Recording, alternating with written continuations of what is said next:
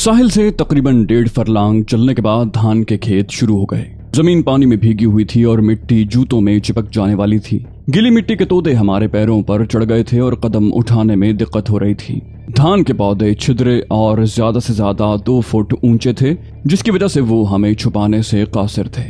ओडे उस मिट्टी से बुरी तरह झुंझला गया था, लेकिन इसके अलावा कोई रास्ता भी न था। खुदा खुदा करके ये तवील रास्ता तय हुआ और खेत खत्म हो गए। अब यहाँ सुर्ख पत्थरों से बनी हुई मखसूस तर्ज की इमारतें नजर आ रही थीं, जिनमें से बाज के अहाते वसी थे और बाज छोटी थी। ओडे ने उंगली से एक इमारत की तरफ इशारा किया और कहा, उस तरफ। हमने अपना रुख बदल लिया। इमारत के वसी अहाते में एक तालाब भी था, जिसमें बत्तखें तैर रही थीं।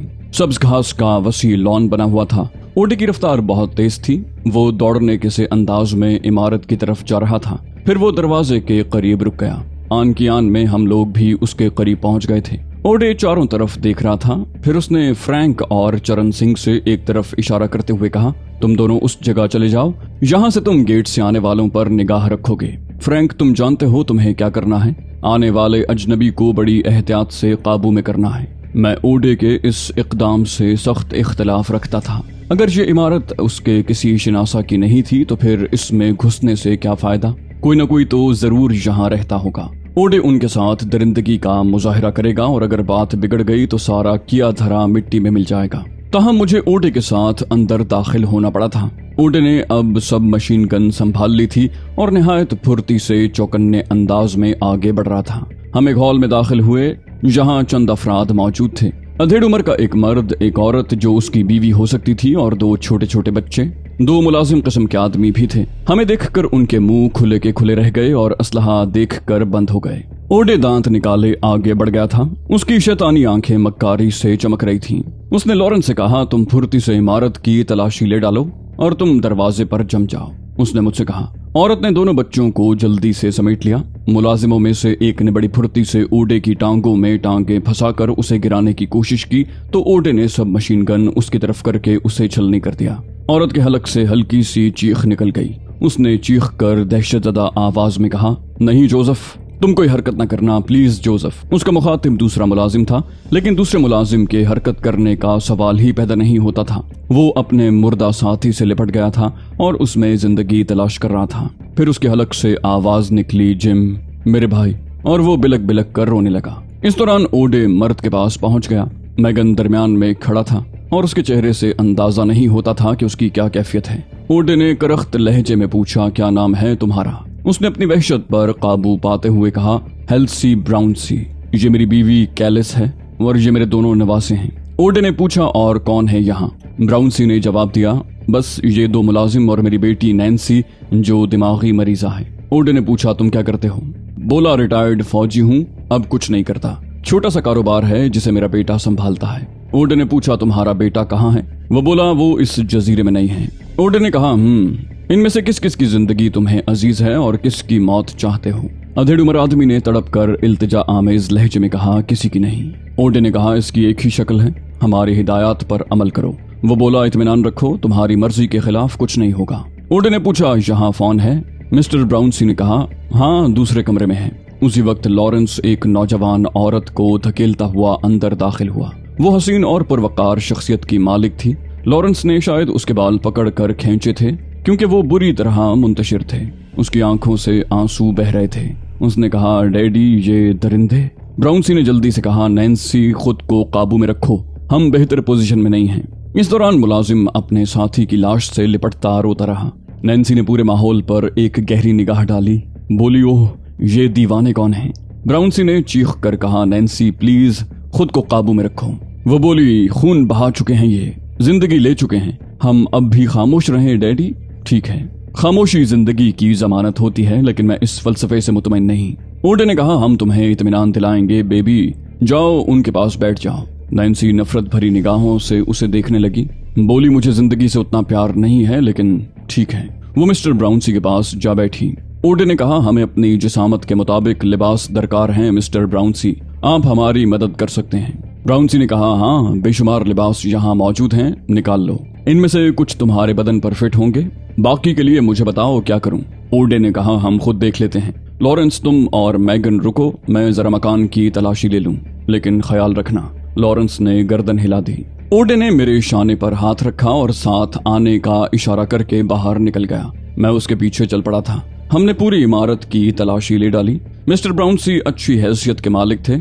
इमारत कीमती साजो सामान से भरी हुई थी। एक सेफ में मकामी करेंसी भी काफी तादाद में मौजूद थी। ओडे ने उसे कब्जे में ले लिया और फिर उसने सबके लिए लिबास मुंतखब किए। हम लोगों में वही सबसे बड़ी जिसामत रखता था, इसलिए कोई लिबास उसके बदन पर फिट ना आया, जबकि जो लिबास मैंने पहना था वो इस तरह मेरे बदन पर फिट था जैसे मेरे लिए ही सिला हो। ओडे ने कहा, दूसरे लोगों को भी लिबास तब्दील करवा दो, मैं खाने का बंदोबस्त करता हूँ। और मैं लिबास लेकर बाहर निकल गया। चरण सिंह और फ्रैंक अपनी ड्यूटी पर मुस्तैद थे। मुझे देखकर चरण सिंह ने मुस्कुराते हुए कहा, कहो खान जी, अंदर के मामलात कैसे हैं? मेरा ख्याल है 2-4 बंदे ठिकाने लग गए हैं। मैंने फायरिंग की आवाज सुनी थी। मैंने उसकी बात को नजरअंदाज करते हुए संजीदगी से कहा, ये लिबास तब्दील कर लो चरण सिंह, और अपने लिबासों के बंडल बनाकर किसी महफूज जगह छुपा दो। वो बोला, ओ जियो बादशाहो, सच तो ये है कि इन कपड़ों में जिंदगी बड़ी बुरी लग रही थी, पर कहीं नहाने का बंदोबस्त भी हो सकता है। मैंने कहा, अभी नहीं, ओडे का हुक्म नहीं है। और चरण सिंह अजीब सी निगाहों से मुझे देखने लगा। फिर उसने गर्दन हिलाई और लिबास मेरे हाथ से ले लिया। मैं वापस उसी हॉल की तरफ चल पड़ा। यहाँ आकर मैं अजीब सी कैफियत का शिकार हो गया था। इस घराने से मुझे कोई दिलचस्पी नहीं थी, लेकिन ओडे की जात से मुझे नफरत महसूस हो रही थी। जब मैं हॉल के दरवाजे पर पहुंचा तो मैंने खून में भीगे हुए कपड़ों वाले मुलाजिम और मोमर औरत को, जिसका नाम कैलिस था, बाहर निकलते हुए देखा। ओडे उनके पीछे पीछे आ रहा था। मैंने ओडे पर निगाह डाली। वो पुरसुकून नजर आ रहा था। मुझे देखकर वो मुस्कुराने लगा था। फिर उसने किसी कदर धीमे लहजे में कहा, तुम अंदर जाओ, मैं इन दोनों से किचन में खाना तैयार करवा रहा हूँ। ओडे आगे बढ़ गया तो मैं हॉल में दाखिल हुआ। मोमर आदमी सोफे पर दराज था। दोनों बच्चे सहमे हुए नैन्सी के पास बैठे हुए थे। लॉरेंस और मैगन सब मशीन गन लिए हुए 2 कुर्सियों पर मौजूद थे। लॉरेंस ने मुझे देखा और अपनी जगह से खड़ा हो गया। मैं जरा बाथरूम जा रहा हूँ, तुम दोनों ख्याल रखना, ये कहकर वो बाहर निकल गया। मैगन सपाट निगाहों से मुझे देख रहा था। तब नैन्सी की आवाज उभरी। वो मेरी जानिब ही देख रही थी। बोली, इंसान यकसा होते हैं, लेकिन जहनों का ये तजाद कहाँ पैदा होता है? तुम दोनों में से कोई मुझे इस सवाल का जवाब देना पसंद करेगा? मैं चौंक कर नैन्सी की जानिब देखने लगा। दफतन नैन्सी के पास एक बच्चा उठा और मेरे नजदीक पहुंच गया। उसने मेरे हाथ में दबी हुई मशीन गन पर अपना मुन्ना सा सफेद हाथ फेरते हुए कहा, ऐसी ही मशीन गन मेरे पास भी है, क्या मैं तुम्हारी ये गन देख सकता हूँ? ब्राउन सी दहशतजदा अंदाज में मेरी तरफ दौड़ पड़ा। उसने बच्चे को पकड़कर खींचा और कहा, सॉरी, इसे माफ कर दो, आई एम वेरी सॉरी। उसका चेहरा दहशत से सफेद हो रहा था। उसने कोई जवाब न दिया। ब्राउन सी बच्चे को खींचते हुए ले गया तो नैन्सी बोली, जो खून बहाने के शौकीन होते हैं वो बच्चों और बड़ों में तमीज नहीं करते, जाने क्यों तुमने इसे हलाक नहीं किया। ब्राउन सी ने कहा, नैन्सी खामोश हो जाओ, खुदा के लिए खामोश रहो। मैगन ने अचानक हाथ में पकड़ी हुई मशीन गन जमीन पर पटक दी। वो उठाड़ कर बोला, मुझसे नहीं होगा, ये सब कुछ मैं ये नहीं कर सकता, मैं ये सब कुछ नहीं कर सकता, समझे? उसी वक्त लॉरेंस अंदर दाखिल हो गया। क्या बात है मैगन, क्या हो गया? उसने अपनी मशीन गन मेरे हाथ से लेते हुए कहा, जिसे वो बाथरूम में जाते वक्त मेरे पास छोड़ गया था। मैंने तो मशीन गन ली ही नहीं थी, पिस्तौल मेरे पास मौजूद था। मैगन बोला, ओडे से कहो ये दीवानगी मैं बर्दाश्त नहीं कर सकता। ये मासूम आखिर कब तक खौफ व हरास का शिकार रहेंगे। उसी वक्त ओडे अंदर दाखिल हुआ। उसकी आंखें गहरी सुर्ख हो रही थीं। उसने मैगन को घूरते हुए कहा, क्या चाहते हो? वो बोला, यहाँ से निकल चलो ओडे, मुझसे इन बेगुनाह लोगों का खौफ व हरास नहीं देखा जाता। आखिर इनका कसूर क्या है? ओडे बोला, बहुत बड़ा कसूर है। ये आजाद जिंदगी गुजारते रहे हैं और हम जिंदगी के बेहतरीन साल खो चुके हैं। हमें हमारे 50 साल कौन वापस करेगा? मैगन बोला, नहीं ओडे, यहाँ से निकल चलो। तुम आखिर बताते क्यों नहीं कि तुम्हारा आइंदा मंसूबा क्या है? ओडे ने कहा, मैगन, मैं अपने आइंदा मंसूबे के बारे में किसी को भी नहीं बताऊंगा। जिस तरह अब तक काम होता रहा है उसी तरह होता रहेगा। जो कुछ मैं कर रहा हूँ उसमें किसी की मुदाखलत मुझे पसंद नहीं। मैगन ने कहा, नहीं मिस्टर ओडे, मैं सारी बातें मान सकता हूँ, लेकिन तुम देखो, इन छोटे छोटे बच्चों को देखो। इनकी आंखों में खौफ व हरास की परछाइयां मुझसे बर्दाश्त नहीं होती। इन लोगों को आजाद कर दो, यहाँ से निकल चलो।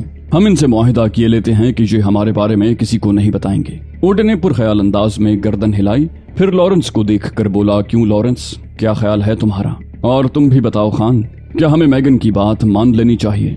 लॉरेंस ने कोई जवाब न दिया। मैं भी खामोशी से ओडे को घूरता रहा। ओडे ने सब मशीन गन एक तरफ रख दी और फिर मैगन की तरफ बढ़ते हुए बोला, मैगन, जज्बात आदमी को नुकसान पहुंचाते हैं। तुम मेरे सबसे पुराने साथी हो, मेरी फितरत, मेरी आदत जानते हो। बेहतर यह है कि खामोशी इख्तियार करो, थोड़ा वक्त और गुजर जाने दो, हम इन शरीफ लोगों को छोड़ देंगे। मैं खुद भी इन्हें ज्यादा परेशान नहीं करना चाहता। मैगन ने कहा, ठीक है, लेकिन इन्हें इस तरह सख्ती में न रखा जाए।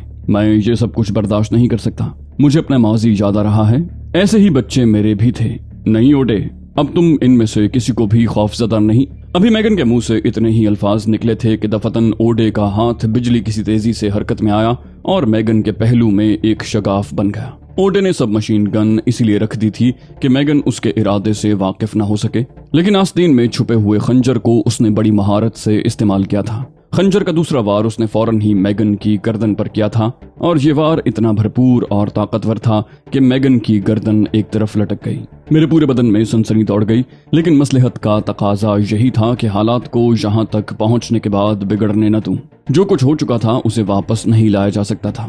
मैगन की लाश फर्श पर फड़क रही थी। दोनों बच्चे सहम कर नैन्सी से लिपट गए थे और मिस्टर ब्राउनसी पत्थर के बुत की मानिंद आंखें फाड़े ये मंजर देख रहा था। ओडे ने खून आलूद खंजर मैगन के लिबास से साफ करते हुए सर्द लहजे में कहा, मैं इस मुहिम का इंचार्ज हूँ। जो कुछ कर रहा हूँ वो सबकी बेहतरी के लिए है। तनहा मैं जान बचाकर नहीं निकलना चाहता, लेकिन अपनी मुखालिफत एक लम्हे के लिए भी बर्दाश्त नहीं कर सकता। तुम दोनों सुन लो और उन दो गधों को भी ये बात बता दो जो बाहर पहरा दे रहे हैं। मैं भी कभी जज्बाती था। अगर जज्बाती ना होता तो अपने खानदान को बर्बाद होने न देता, लेकिन जिंदगी के इस शदीद और बदतरीन दौर से गुजरने के बाद रहम के जज्बात की मेरे सीने में कोई गुंजाइश नहीं रही। इसलिए मैं किसी पर भी रहम नहीं कर सकता। मैं लुट चुका हूँ तो पूरी दुनिया को बर्बाद कर देना चाहता हूँ, समझे? मेरे इन अल्फाज पर गौर कर लेना। उसने झुककर मैगन की टांग पकड़ी और उसे घसीटकर उसी जगह ले आया जहां मुलाजिम की लाश पड़ी हुई थी। फिर उसने नफरत भरे अंदाज में मैगन की लाश को मुलाजिम की लाश पर डाल दिया। बहते हुए खून की एक लकीर सी वहां खिंचती चली गई। मेरी निगाहें उस खून पर जमी हुई थीं और दिल में ओडे के लिए नफरत का लावा खौल रहा था। मैंने दिल ही दिल में कहा, ओडे, तेरी जिंदगी बेशुमार इंसानों के लिए मुसीबत का बायस बनेगी, इसलिए मुझ पर लाजिम है कि तुझे जिंदा न छोड़ूं। तू वाकई इस काबिल नहीं है कि अपनों में वापस जाए। अगर तुझे वो न मिले तो उनके बदले में न जाने कितने इंसान मौत के घाट उतर जाएंगे। लेकिन इस वक्त मसलहत का तकाजा यही था कि मैं खामोशी इख्तियार करूं। कैलिस मुलाजिम के साथ खाने की ट्रॉली धकेलती हुई अंदर आ गई। उसने जल्दी जल्दी कुछ चीजें तैयार कर ली थीं, जिनमें अंडों का ऑमलेट, डबल रोटियां, पनीर और ऐसी ही कुछ चीजें शामिल थीं। उनके साथ ही स्पेनिश कॉफी की खुशबू एक बड़ी केतली से फजा में फैल रही थी। ओडे ने हाथ साफ किए और ट्रॉली पर टूट पड़ा। उसने मुझे और लॉरेंस को बस दावत दी थी। कैलिस और मुलाजिम अपनी जगह जाकर बैठ गए थे। गालिबन ओडे उन्हें किचन में धमकी देकर आया था कि अगर उन्होंने कोई हरकत की तो अंदर मौजूद लोगों को जिंदा नहीं छोड़ा जाएगा। चंद लम्हात के बाद उसने मेरी तरफ देखा, बोला, डियर खान, इसमें से कुछ सामान बाहर भी पहुंचा दो। और हाँ मिस्टर ब्राउनसी, क्या तुम्हारे मिलने जुलने वाले यहाँ नहीं आते? ब्राउनसी बोला, मेरा ख्याल है यहाँ कोई नहीं आएगा, और अगर कोई आया भी तो मैं तुमसे दरखास्त करता हूँ कि मुझे उसके पास पहुँचा देना। मैं किसी को यहाँ की कैफियत नहीं बताऊंगा। तुम्हें मुझ पर एतबार करना चाहिए। ओडे ने कहा, अगर ऐसी कोई सूरत हाल पेश आई तो हम तुम पर एतबार कर लेंगे। बेफिक्र रहो। क्या तुम कॉफी पीना पसंद करोगे? ब्राउनसी ने जवाब दिया, नहीं शुक्रिया। मैं कुछ सामान प्लेटों में रख कर बाहर निकल आया। ये मैंने फ्रैंक और चरण सिंह को पेश कर दिया। चरण सिंह किसी कदर परेशान नजर आ रहा था। अपनी प्लेट लेकर वो मेरे नजदीक आ बैठा और आहिस्ता से बोला, ये सब क्या हो रहा है? मैंने आहिस्ता से कहा, अंदर 2 कत्ल हो चुके हैं। ओडे ने मैगन को भी कत्ल कर दिया है। खाने की प्लेट चरण सिंह के हाथ से छूटते छूटते बची। अरे क्यों? और मैं आहिस्ता लहजे में अंदर पेश आने वाले वाकयात के बारे में उसे बताने लगा। चरण सिंह से उसके बाद कुछ न खाया गया। कॉफी की प्याली उसके नजदीक ही रखी हुई थी। मैंने आहिस्ता से कहा, चरण सिंह, खुद को काबू में रखो। सूरत हाल अभी हमारे दायरा इख्तियार में नहीं। ओडे ने जिस दरिंदगी का सबूत दिया है, तुम्हारी उसके बारे में क्या राय है? वो बोला, काबिल नफरत है वो। मैं उससे नफरत करता हूँ। ऐसे आदमी को मैं एक लम्हे के लिए बर्दाश्त नहीं कर सकता। बेशक हमने तवील जिंदगी कैद झेलते गुजारी है, लेकिन इंसानियत भी तो कोई चीज होती है। वो तो जानवर है, बल्कि जानवरों से भी बदतर। उसका कोई इंतजाम करना पड़ेगा। मैं उसे जिंदा नहीं छोड़ूंगा। मैंने कहा, नहीं चरण सिंह, होशियार रहो, अभी हमें एहतियात रखनी है।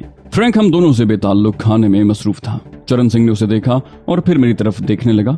मैंने प्लेट उसकी तरफ बढ़ाकर कहा, लो खाओ, हमें आइंदा पेश आने वाले वाकयात का इंतजार करना चाहिए। चरण सिंह बोला, आखिर वो हमें क्यों नहीं बताता कि यहाँ आने के बाद वो क्या करने का इरादा रखता है। मैंने कहा, लॉन्च पर उससे मेरी गुफ्तगू हुई थी। उसने कहा था कि यहाँ उसके 4 आदमी मौजूद हैं, जिनमें से एक यहाँ किसी खास इंतजामी ओहदे पर है। पता नहीं किस तरह उसने अपनी पोजीशन संभाली हुई है। गालिबन जहाँ रुक कर ओडे उससे राब्ता कायम करना चाहता है, उसके बाद वो यहाँ से निकलने के इंतजामात करेगा। चरण सिंह बोला, मगर इस मासूम घराने को खत्म करने से क्या फायदा। मैंने कहा, हाँ चरण सिंह, ये दरिंदगी मैं भी किसी कीमत पर बर्दाश्त नहीं कर सकता। अगर ओडे ने ऐसी कोई हरकत की तो फिर हालात में नुमाया तब्दीली होगी। हम इस अंदाज में फरार होने पर मौत को तरजीह देते हैं। अंदर 2 मासूम बच्चे भी हैं, खरगोशों की मानंद सफेद सफेद और निहायत ही खूबसूरत। एक नौजवान औरत है, एक बूढ़ा मर्द, एक बूढ़ी औरत और एक मुलाजिम। दूसरे मुलाजिम को उसने कत्ल कर दिया है और जो मुलाजिम जिंदा बचा है वो जिंदा दरगोर है। चरण सिंह बोला, ठीक है, ये लोग इंसानियत से आरी हैं मिस्टर खान, मगर हम तो पागल नहीं हुए हैं। हम अपनी जान बचाने के लिए ये दरिंदगी कबूल नहीं करेंगे। चरण सिंह आहिस्ता से बोला और मेरे कहने पर अपनी प्लेट उठाकर उसमें रखी चीजें खाने लगा। उसके चेहरे पर गम और गुस्से के साए रक्सा थे।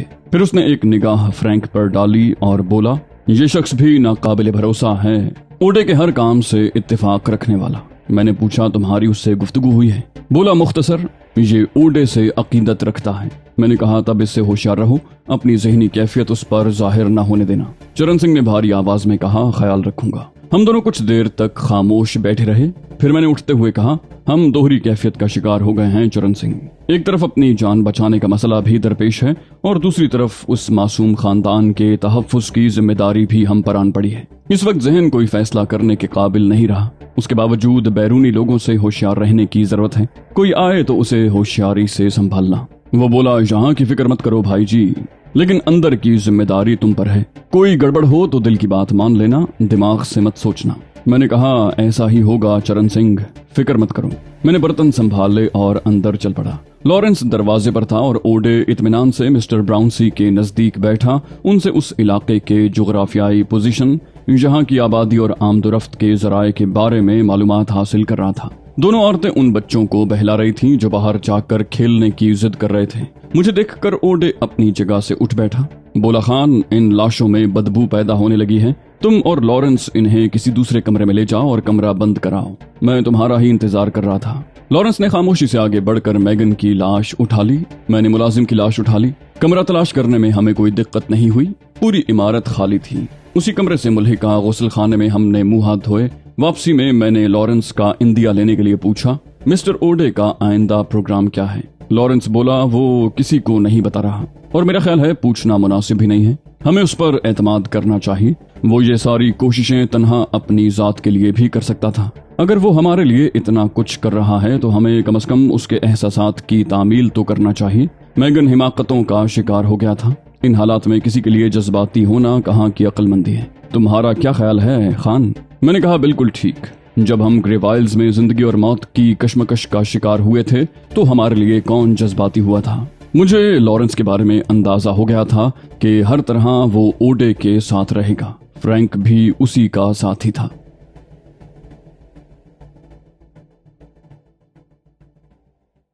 तो दोस्तों, ये थी हमारी आज की एपिसोड। उम्मीद करते हैं आपको हमारी कहानी पसंद आई होगी। जाने से पहले इस वीडियो को लाइक कीजिए और शेयर करना मत भूलिए। कमेंट करके हमें बताइए कि आपको हमारी वीडियो कैसी लगी। और अगर अभी तक आपने इस चैनल को सब्सक्राइब नहीं किया तो इसे सब्सक्राइब कीजिए और बेल आइकन दबाकर ऑल नोटिफिकेशंस ऑन कर लीजिए।